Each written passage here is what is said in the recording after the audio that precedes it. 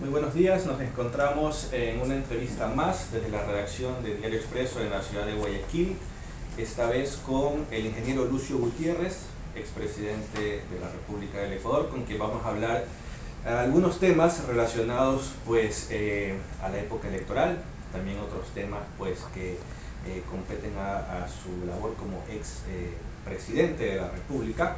Y bueno, le damos la bienvenida, expresidente, ingeniero, muchísimas gracias por estar aquí en las instalaciones de Diario Expreso, aquí en la ciudad de Guayaquil.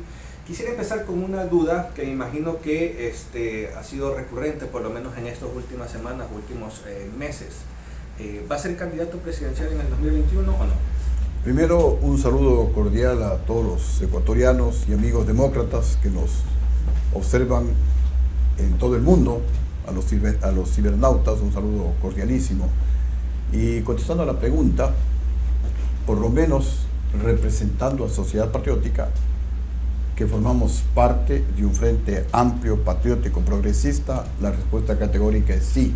Pero luego, cada organización política, social, que forma parte de este frente amplio, patriótico, progresista, pondrá su candidato y luego, el frente, por alguno de los métodos democráticos, designará a su candidato a la presidencia de la República. En este momento podemos decir entonces que Lucio Gutiérrez es precandidato a la presidencia de la República para el... Precandidato, exactamente, así es. Perfecto. Usted en una entrevista dijo que su familia le había implorado que no se implique más en política. ¿A qué cree que se debe este pedido de su familia? Sobre todo son mis hijas, que han sufrido muchísimo y me recordaban, me decían casi literalmente: papi, ya has estado 2 veces preso, has estado exiliado, te han enjuiciado, te han quitado los derechos políticos, te insultan sin conocerte a través de los medios de comunicación. Y entonces me decían mis hijas, el momento que hayan analistas objetivos, y sobre todo la historia, me decían mis hijas, te reconocerá definitivamente como el presidente que tiene los mejores logros sociales y económicos de toda la historia del Ecuador. Lo que hoy, insistían mis hijas, no te quieren reconocer. Entonces, estaba de alguna manera, como decimos los militares, en el cuartel de invierno, de alguna manera haciendo una actividad política pasiva, pero dada la situación desastrosa, calamitosa, por lo que está atravesando el Ecuador, una economía que no crece, estamos en el 0%, un país tremendamente endeudado, una deuda que tendrán que pagarle ustedes, los jóvenes, que nos deben estar viendo a través del internet, un país en el que la gente no cree, las empresas no creen, por eso no invierten, y si no invierten no hay trabajo, y justamente, ya que estoy hablando de los jóvenes, los que más van a sufrir las consecuencias, si es que las cosas no cambian, son justamente los jóvenes. Y es porque yo soy un convencido de que las cosas en el Ecuador pueden cambiar. Por algo en mi gobierno la economía creció al 9%. Lo quieran o no lo quieran reconocer, el crecimiento en gobiernos democráticos más alto de toda la historia del Ecuador. En mi gobierno la pobreza se reducía al 4% anual, la reducción de la pobreza más alta de toda la historia del Ecuador, que lo dice el INEC, no lo digo yo, lo dicen editoriales de algunos periódicos del país. Igualmente en mi gobierno, lo dice el Banco Central, la deuda se redujo. Hoy la deuda aumenta de una manera irresponsable. Mi gobierno, también lo reconoce el Banco Central del Ecuador, es el único que dejó dinero ahorrado y con un presupuesto de un poco más de 6.000 millones de dólares alcanzaba para todo, para reducir la deuda y para dejar dinero ahorrado. Hoy la situación es completamente diferente, un presupuesto de 36.000 millones de dólares y no les alcanza la plata ni siquiera para pagar cumplidamente los sueldos al sector público. Viendo esta amarga realidad y convencido de que las cosas pueden cambiar, he decidido nuevamente, y ante el pedido también de otra gente, nuevamente hacer actividad política, y por eso nos encontramos dentro de este Frente Amplio Patriótico Progresista, dando ideas, dando propuestas prácticas, pragmáticas, que inmediatamente darán resultados para crear fuentes de trabajo en beneficio especialmente de los jóvenes, y también para reducir los niveles alarmantes de delincuencia, de inseguridad ciudadana que existen en el Ecuador. Esa es la ventaja que yo tengo frente a los otros candidatos a la presidencia de la República, que aquí hay experiencia, y experiencia exitosa. Ahora el compromiso ante los ecuatorianos es ahora que tengo más experiencia que la primera vez y corrigiendo errores que yo cometí, con el apoyo del pueblo ecuatoriano, hacer las cosas mejor que la primera vez. Obviamente, si llego nuevamente a la presidencia de la República. ¿Errores como cuáles, ingeniero, se cometió y que no volvería a cometer en el caso de este? Por ejemplo, no tener una adecuada estrategia de comunicación. Definitivamente, si uno no tiene una propuesta de comunicación, no está en nada, y lo que no se comunica no existe. Eso lo he aprendido ahora después de que salí de la presidencia de la República a través de un golpe de Estado que dieron las élites que utilizaron a los generales del mando militar del año 2005. Si se hubiera comunicado a la población adecuadamente lo que estaba haciendo el gobierno, cómo crecía la economía, cómo los países y las empresas internacionales invertían en el Ecuador, y si la gente hubiera estado consciente de que en el Ecuador se invertía más que en Perú, más que en Colombia, inclusive más que en Chile, más que en Argentina, como lo sostiene la ALADI, que es la Asociación Latinoamericana de Integración, posiblemente pues el pueblo, que de alguna manera estuvo pasivo, viendo cómo con 3.000, 4.000 personas en las calles, terminaban con un gobierno. Imagínense, hace poco, en el mes de octubre, en el año pasado, hubo muchísimo más, 10 veces más gente en las calles por varios días, pero las Fuerzas Armadas se portaron leales, y eso es positivo, porque no le hace bien al Ecuador esta inestabilidad política.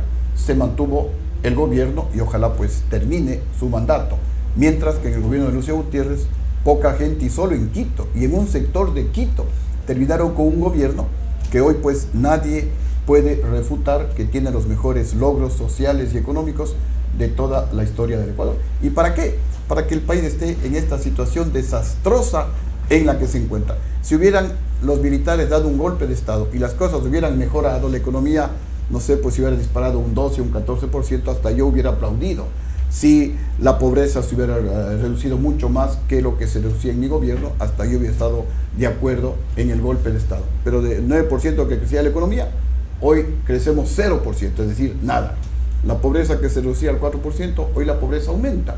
Y la deuda que en mi gobierno se reducía, hoy pues la deuda, como ya lo mencionamos, están en niveles realmente casi que impagables, y los que sufren las consecuencias es la gente más pobre, porque no hay medicinas de los hospitales, porque la gente no puede entrar a las escuelas, especialmente los hijos de los campesinos, y los jóvenes no pueden ingresar a la universidad.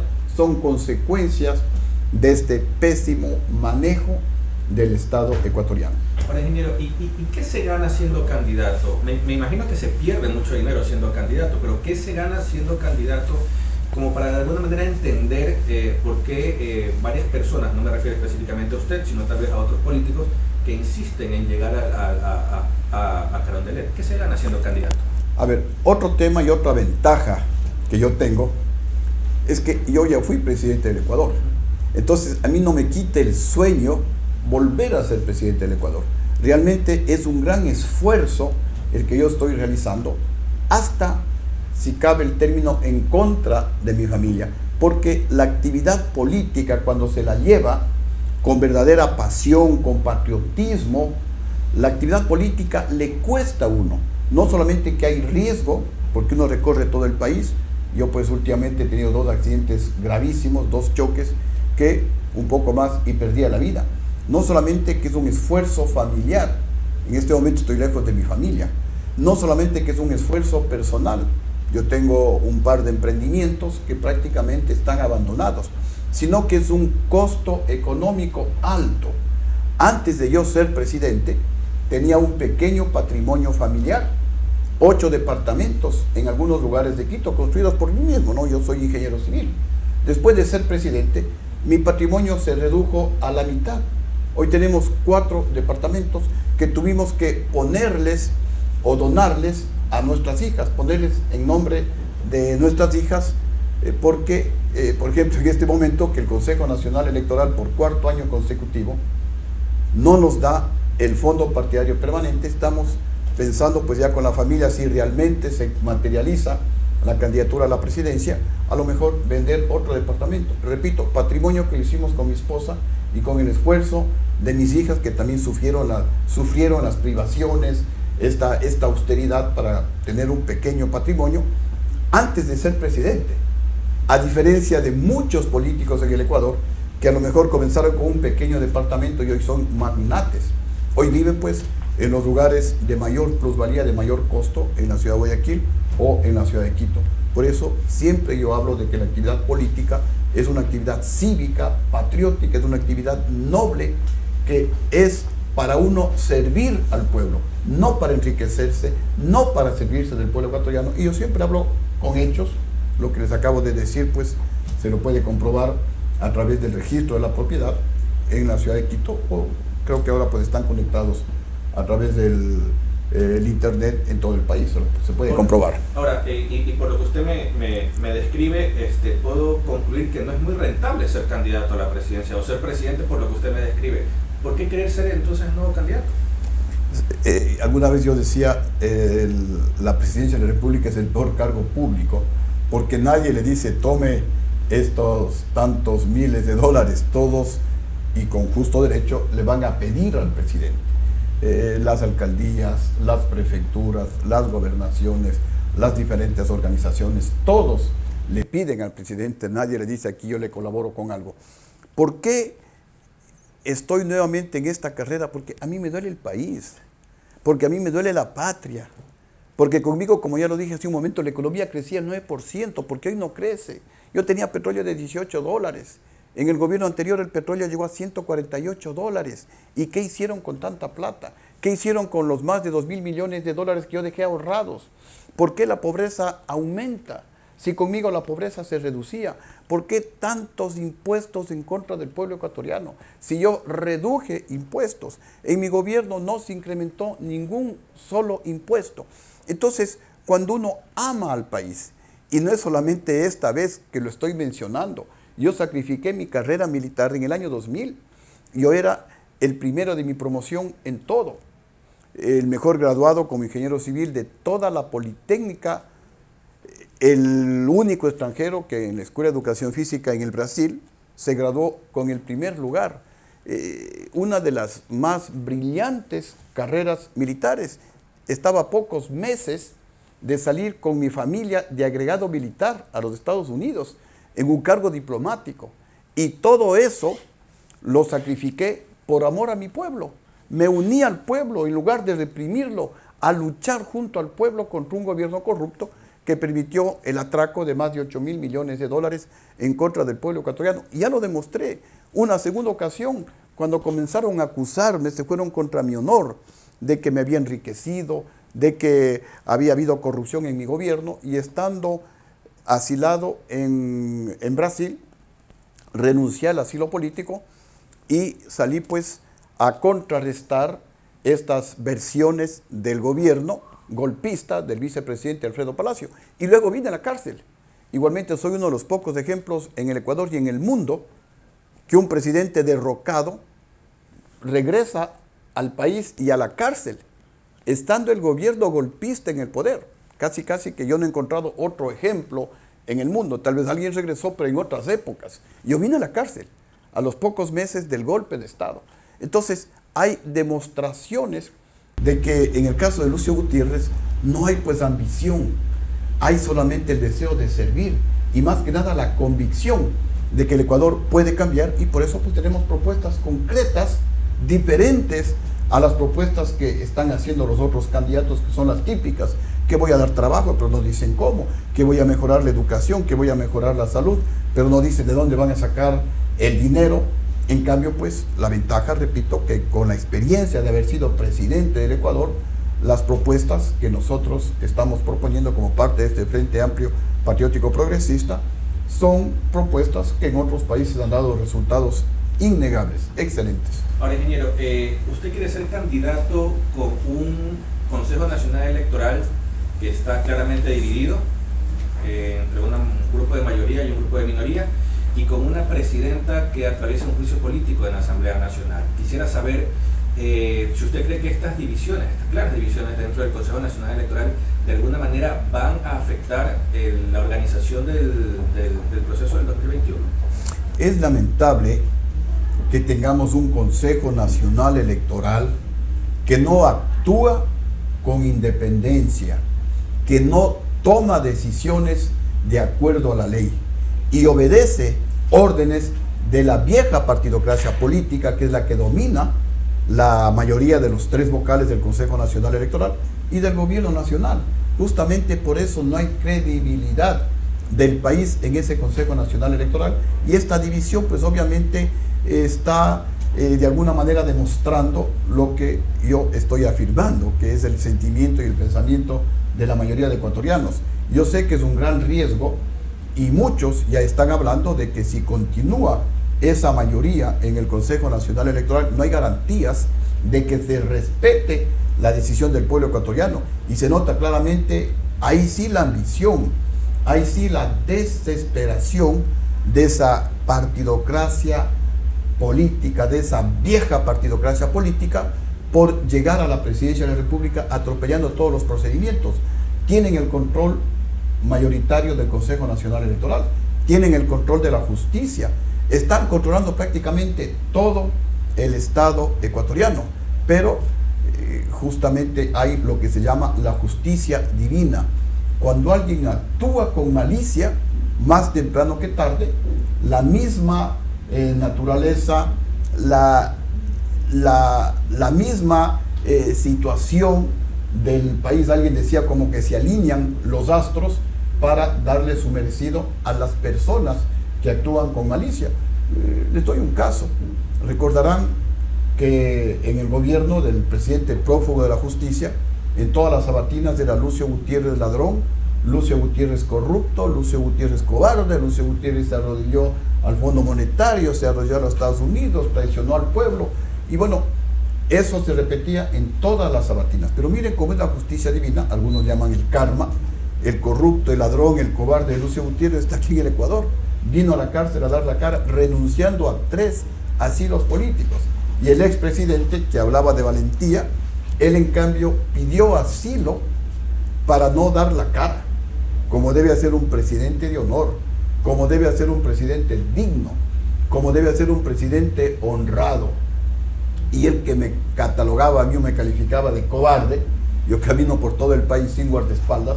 En cambio el valiente del presidente prófugo de la justicia, ni siquiera en Bélgica puede caminar solo, está permanentemente rodeado de guardaespaldas. Esto lo digo para que recapaciten, reflexionen los de la vieja partidocracia política, que están atropellando todos los procedimientos, que se están apoderando del control del Estado por la desesperación de llegar a la presidencia de la República.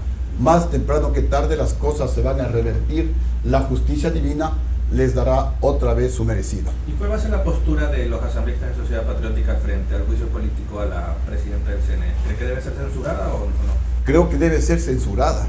¿Cómo puede ser posible, ecuatorianos, que el partido que utilizó Rafael Correa en las últimas elecciones, que tiene el número 5 me parece, que ha sido totalmente cuestionado por la Contraloría General del Estado, porque violó la ley para que sea reconocido como partido político, con firmas falsas, con firmas de niños, con firmas de muertos, con firmas de personas que nunca existieron en el país? Y la Contraloría General del Estado, bueno, es el máximo organismo que vela pues por todos los bienes, por el buen uso o el mal uso cuando se lo realiza de los bienes del Estado. Y el Consejo Nacional Electoral sale a decir que nuevamente le rehabilita, le da vida jurídica a este partido. ¿Para qué? Para que pueda participar en las próximas elecciones. Y con el voto de la mayoría. ¿Quién maneja esa mayoría? El Partido Social Cristiano y Rafael Correa. Entonces, ¿cómo puede un Consejo Nacional Electoral que actúa de esa manera, que viola la ley, que viola la Constitución, que atropella a un organismo como es la Contraloría, cómo puede tener el respaldo del pueblo, cómo puede generar confianza un Consejo Nacional Electoral de esa naturaleza? Esto es muy lamentable lo que está pasando en el Ecuador, y no hay corrupción más grande que robarle el voto, que robarle el derecho que tiene el pueblo ecuatoriano a un cambio positivo en el Ecuador. El pueblo no quiere gobiernos que representen a las minorías. El pueblo quiere gobiernos que representen a las mayorías. La clase media hacia abajo somos del 80%. La clase rica, que es de la clase media hacia arriba, son menos del 20%. Y la tragedia nacional ha sido que todos los gobiernos representan a esta minoría. Por eso cada vez los ricos son más ricos, porque todo es para ellos. La sucretización de la deuda, la misma dolarización, todo es para ellos. Ellos se condonan los intereses de las deudas por 2.000, por 3.000, por 4.000 millones de dólares. Y la factura siempre la paga el pueblo, siempre la paga de la clase media hacia abajo. Entonces es el momento de que nuevamente esa clase media nos organicemos para tener un gobierno que represente a ese 80% de la población. Ya basta de seguir siendo gobernados por las élites, por las oligarquías ecuatorianas, por ese mínimo de la población que son los más ricos del país. Porque ya hay ejemplos. Durante todo el tiempo hemos sido gobernados por las élites y es por eso que la economía no crecía, la pobreza por ahí algo se reducía, la deuda pues seguía creciendo. De pronto viene un gobierno del pueblo como el de Lucio Gutiérrez y el crecimiento se dispara al 9%, el más alto de la historia del país, y se dispara la reducción de la pobreza y las inversiones comienzan a llegar al Ecuador. Se demuestra que hay credibilidad en el país. La producción diaria de petróleo de 300.000 sube a 550.000 barriles diarios de petróleo y han tenido que pasar 15 años para que nuevamente la producción que bajó nuevamente llegue a los 550.000 barriles diarios de petróleo, cuando esa producción diaria de petróleo debería haber estado en el 1.000.000 de barriles diarios de petróleo. Porque con esto del cambio acelerado de la tecnología, poco a poco pues todos estos combustibles de hidrocarburos van a desaparecer y entonces pues nos vamos a quedar con miles de millones de dólares bajo tierra por la irresponsabilidad de estos gobiernos que solamente se ocupan de hacerles más ricos a los ricos y más pobres a los pobres. Ahora, ingeniero, en otro tema, el procurador Íñigo Salvador en una entrevista dijo que usted ya había sido notificado para el juicio de repetición que va a ejercer la Procuraduría contra algunas personas, entre ellas usted, por un juicio pues que en su momento fue sentenciado el Ecuador por la destitución de la Corte Suprema de Justicia en el año 2004. Quisiera saber, bueno, usted nos confirme si ha sido notificado en este caso, bueno, y cómo recibe este proceso en su contra. Primero, ecuatorianos, que este es un nuevo caso de persecución política por parte del gobierno, que es manejado, que es manipulado por esa vieja partidocracia política que está cogobernando con el gobierno del presidente Lenín Moreno, y por eso el fracaso rotundo de este gobierno. ¿Y por qué la persecución? Porque comienza a haber la posibilidad de que Lucio Gutiérrez pueda ser candidato a la presidencia de la República. Entonces quieren cortar esa posibilidad, porque así actúa la oligarquía. La oligarquía es casi como la mafia, no perdona y no quiere que un hombre de pueblo llegue nuevamente a la presidencia y les enseñe a gobernar, porque en el Ecuador sí se puede gobernar y bien sin robarse un solo centavo del pueblo ecuatoriano. Pero dejémonos de esas declaraciones y vamos a los documentos ecuatorianos.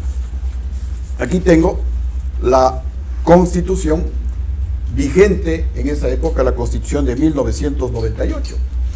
¿Y qué decía la Constitución de 1998 en la disposición transitoria 25ª, que está aquí?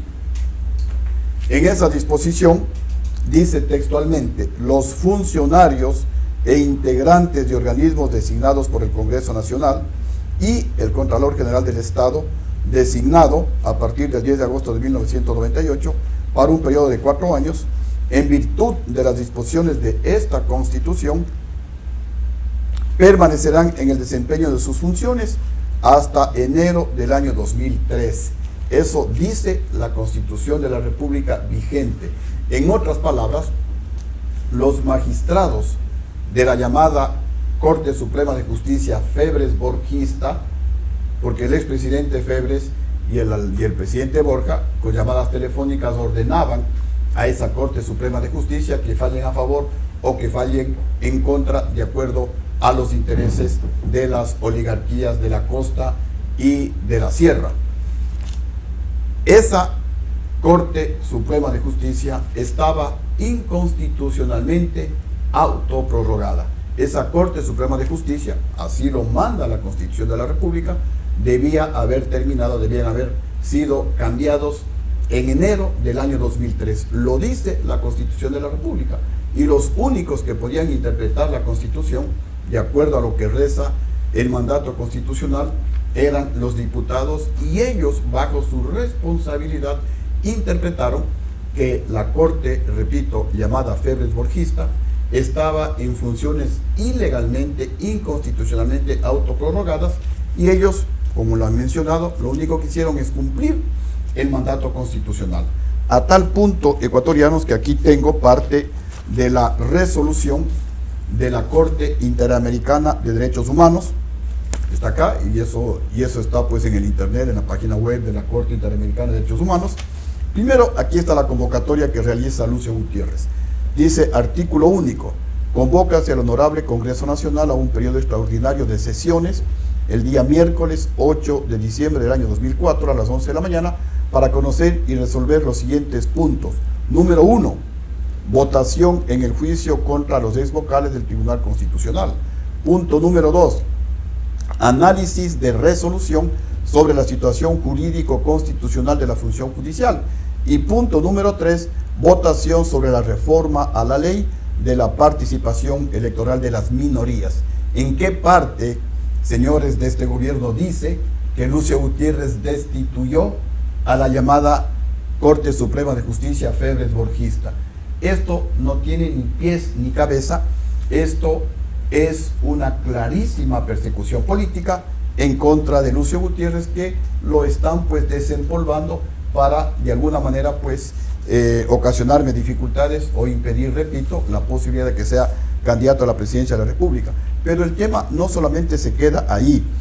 En el punto número 62 y más categóricamente en el punto 138 de la sentencia de la Corte Interamericana de Derechos Humanos, dice: la Corte hace notar que Ecuador se allanó respecto a la violación del artículo 25 de la Convención Americana, porque en los artículos anteriores, en los numerales anteriores, el Estado ecuatoriano, con el procurador Javier Garaycoa, comenzó a cumplir la función de procurador. El procurador es el abogado del Estado.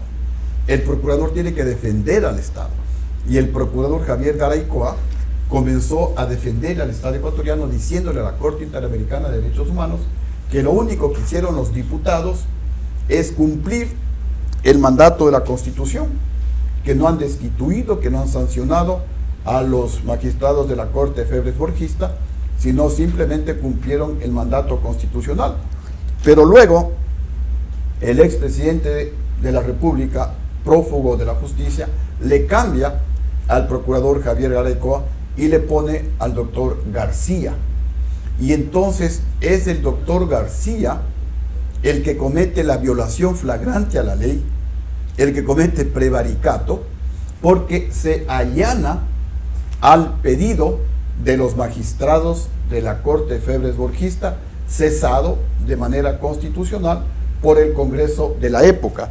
¿Y qué dice el Código de Procedimiento Civil vigente a la época? Está aquí, en el artículo 393, dice: allanamiento ineficaz, en el numeral 3, cuando el demandado sea el Estado o alguna de sus instituciones. Miren cómo han atropellado la ley. Y quiero al actual procurador, que obviamente no tiene la culpa, él simplemente sigue con el proceso, recordarle que, primero, para que haya un juicio de repetición, tiene que determinarse en un juicio que hubo dolo y mala fe. Y si es que hubo dolo y mala fe, entonces ahí se inicia el juicio de repetición. Pero al estilo del presidente prófugo de la justicia, han atropellado todos los procedimientos y sin haberlos notificado, como a mí no me han notificado de manera personal, salvo creo que en alguna ocasión para alguno de los otros juicios, pero tienen que notificarles 3 veces, no lo han hecho, pero en todo caso pues yo estoy listo a acudir, jamás rehuyo a la justicia. Pero quiero decir al país y al actual procurador, los que han cometido dolo y mala fe, que es el requisito fundamental que tiene que definirse en un juicio para que haya la repetición, es el prófugo de la justicia y usted, doctor García. Ustedes actuaron con dolo y mala fe porque violaron el Código de Procedimiento Civil, violaron la ley al allanarse al pedido de los magistrados de la Corte Federal Borgista cesada. ¿Para qué? Para perjudicarle a Lucio Gutiérrez, porque ustedes recordarán que el prófugo de la justicia pasaba algo en el Ecuador y el culpable era Lucio Gutiérrez. Hubo un reclamo de los indígenas en el sector de Sarayaco y ya dijo, hay que repetir a Lucio Gutiérrez, él es el responsable, él firmó ese contrato con una empresa argentina. Se pusieron a investigar y ese contrato se había firmado en el año de 1996 con el presidente Sixto Durán, pero el prófugo ya me quería cobrar a mí, ya me quería repetir a mí.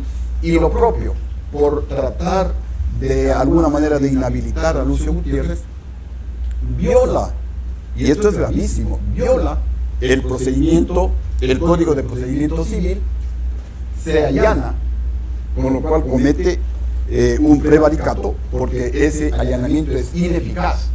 No se puede allanar cuando el demandado es del Estado ecuatoriano, como en este caso, pero atropellaron todos los procedimientos con la finalidad de perseguir a Lucio Gutiérrez y luego pues a los exdiputados que estaban en la oposición a Rafael Correa. Repito, esto es gravísimo. Y yo más bien le quiero hacer una recomendación al actual procurador. El actual procurador más bien debería reorientar sus energías, ahí sí, a seguir juicios de repetición, porque hay dolo y mala fe en las actuaciones del expresidente prófugo de la justicia, al haber perdido casi de manera exprofesa todos los juicios en el exterior. Perdieron con la Occidental. ¿Cuánto ha tenido que pagar el Estado ecuatoriano? Más de $1.000 millones. Perdieron con la Chevron, han perdido con la Repsol. Hemos pagado más de 3.300 millones por los caprichos, por la irresponsabilidad del gobierno anterior y del anterior procurador, que no han defendido como se lo debe hacer los intereses del Estado ecuatoriano. Y por eso la gente se pregunta, en la época del prófugo de la justicia, aquí en el Ecuador ganaban todos los juicios, en cambio en el exterior perdían todos los juicios. Es decir, aquí en el Ecuador parecían pues como brillantes los defensores del gobierno de Rafael Correa, y afuera pues unos completos ineptos. ¿Qué es lo que pasa? Lo que pasa es que es una demostración de cómo manejaron a su antojo la justicia en el Ecuador, cómo manipularon, cómo utilizaron a los jueces que lamentablemente pues se dejaron utilizar y por eso ganaban, violando los procedimientos y la ley, todos los juicios en el país. Pero afuera, como no pueden manipular a la justicia internacional, han perdido todos los juicios. Pero también estos sospechosos ecuatorianos, y esto yo le pido como expresidente del Ecuador, como ciudadano ecuatoriano, al actual procurador, que investigue por qué sospechosamente han perdido todos los juicios. No solamente que tenemos que pagar miles de millones de dólares por los juicios, sino que se han pagado decenas de millones de dólares a los abogados que han contratado para que le defiendan al Estado ecuatoriano. ¿Por qué hemos perdido todos los juicios? ¿Por qué se violaron todos los procedimientos? Entonces, ahí el actual procurador debería iniciar los juicios de repetición, porque en caso contrario, una persona es responsable, cuando es un funcionario público, por acción o por omisión. Cuidado, el procurador se hace, como se suele decir, de la vista gorda y no inicia estos juicios de repetición al expresidente de la República, y también en este caso, porque el que actúa con dolo y mala fe, el que se allana al pedido de la Corte Federal Borgista, violando la ley, violando el Código de Procedimiento Civil, es el expresidente y es el ex procurador. Y si continúan con este juicio, que primero pues ya han pasado más de los 3 años, y la ley también es muy clara, desde el último pago que se realiza, o que realiza el Estado ecuatoriano, hasta la iniciación del juicio de repetición no puede pasar más de 3 años. Ya estamos como 4 años, también pues ya está totalmente prescrito este juicio, pero se debe dar la vuelta, porque en caso contrario nosotros también nos vamos a defender por esta persecución, por esta violación a los intereses del pueblo ecuatoriano y nuevamente pues el Estado va a sentirse perjudicado si es que las autoridades de la Procuraduría siguen violando, atropellando los procedimientos y nuestros derechos. Perfecto. Ha quedado muy claro el tema del juicio de repetición y la postura del Procurador General. Quisiera terminar con dos preguntas de las personas que nos están viendo. Cristian Morales pregunta por qué subió, asumo que se refiere a usted asumir la presidencia, con la izquierda y gobernó con la derecha. Mire, yo le contesto también pues de alguna manera con aseveraciones. ¿Quién es más de izquierda? El prófugo de la justicia que hablaba a favor de los pobres y empobreció a los ecuatorianos y es acusado de haberse llevado decenas de miles de millones de dólares, o Lucio Gutiérrez, que con hechos demostró el amor a los más pobres. Yo tengo el récord, dicho por el INEC, dicho por la Flaxo, dicho por la CICE, de la mayor reducción anual de la pobreza de toda la historia del Ecuador.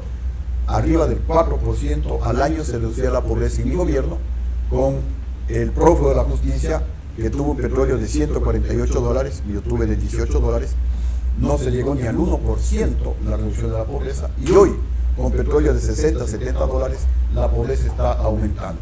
Usted mismo saque la conclusión, ¿cuál es más de izquierda?